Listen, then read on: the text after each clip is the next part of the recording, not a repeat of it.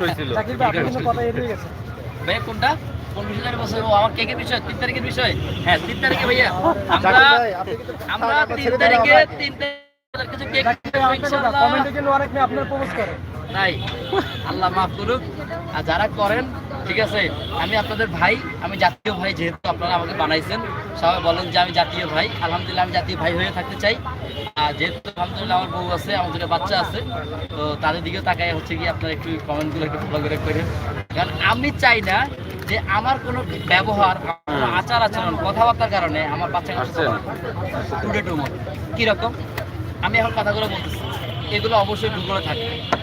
কোনো এক সময় আমার মেয়ে বড় হবে, ছেলে বড় হবে, স্কুলে যাবে, কলেজে যাবে, তখন ওদের বন্ধু বান্ধবরা বলবে দেখ তোর বাবা এগুলো করছে, তোর বাবা এগুলো করছে, আরেক বেটি নিয়ে ঘুরছে, হ্যাঁ এগুলো দেখ।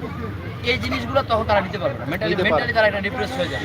বাবা মার প্রতি যেটা বাচ্চাদের একটা সম্মান থাকে, এই সম্মানটা কমে যাবে।